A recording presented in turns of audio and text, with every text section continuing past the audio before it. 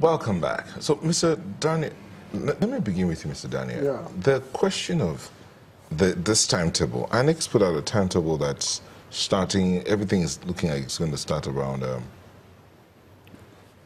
August this year. August, yes. By August in this year. terms of campaigns? No. Party primaries and then resolution of whatever issues that arise from party primaries. It's starting August this year. That means at that point in time, governance is more or less like, because that's what it looks like happens in Nigeria whenever it happens. But do you think it's too close? August. Well, the INEC have started updating their records. They are doing registration. Mistakes on cards have been corrected as we speak, even though there are complaints here and there that some deployment of INEC staff are not generic enough. So I will say that August is not, I think August is too close. I think August is too close. With the election proper, the election proper is around February. So it's fair enough.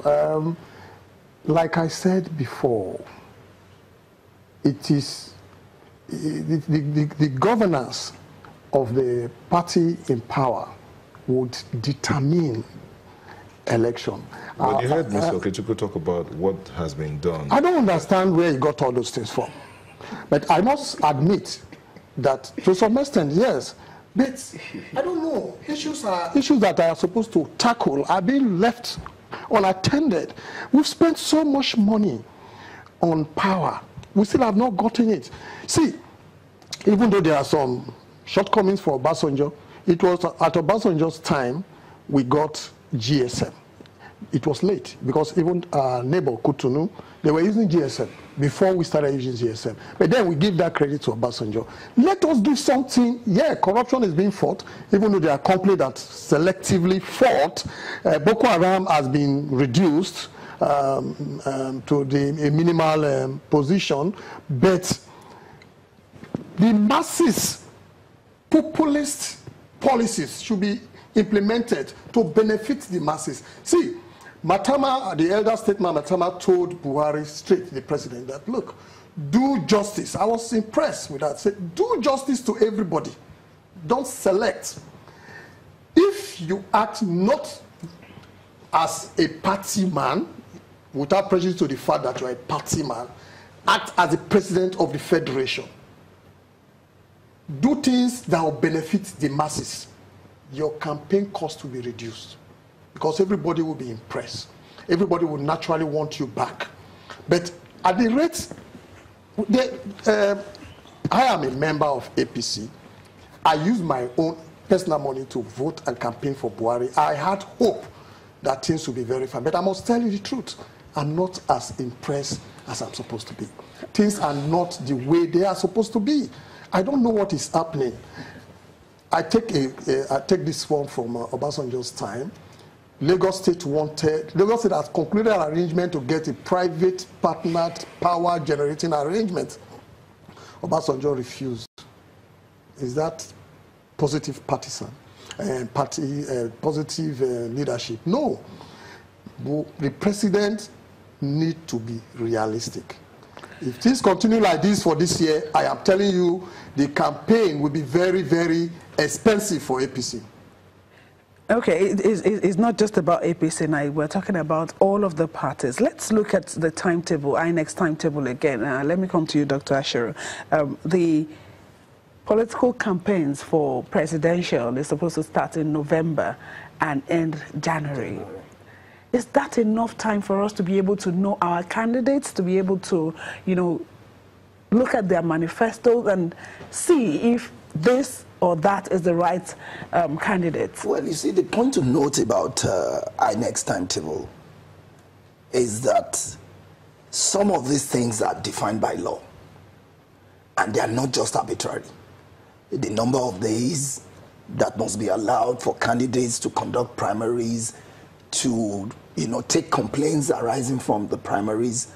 Not only that, the number of days that parties must take to campaign, all of these things may have legal, constitutional implication. And I'm sure, given the progress INEC has made over the years, they must have put into consideration all of the legal, considerations before setting the timetable. Yes, that's the timetable. That's like 2 months. Yeah. The question is, even if we need to amend that portion of the electoral... That will be a subject. That will be a subject for another election. Between now and the next election, not much of any amendment can be made. Okay, but if we have to amend, do you think this 2 months is enough? I don't even think that what we should be thinking of is amendment. I think that we should rethink the entire process of our democratic life.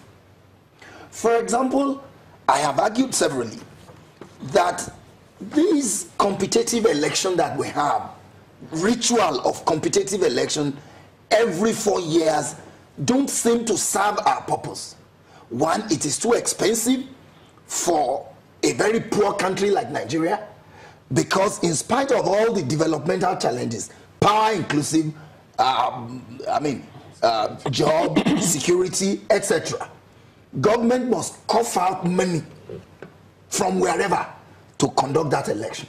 So I'm beginning to think that Nigerians should begin to agitate for a rethinking of the entire process. Who says that we must have election every 4 years? Who says? If we can't afford it. Not only that, the kind of election that we run divides us much more than welding us together.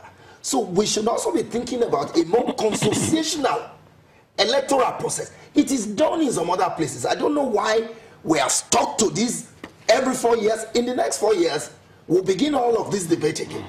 So I'm thinking that, and if you ask me, there are a lot of other options that are available for this country. So beyond looking at the timetable, whether 3 months is enough, 2 months is enough, and for goodness sake, who did they campaign to? And what are the subject matter of the campaigns? If the one that happened in the previous election is anything to go by, they assemble people who want to hear what they want to hear and tell them what they want to tell them. No critical analysis, no manifesto, nothing. And today it's difficult to even hold the APC government accountable to its own manifesto. Okay. Because there were even timelines that were given when they were campaigning. Up to now, the entire country, Jonathan was accused of being clueless. I wonder what this government will be accused of. Okay.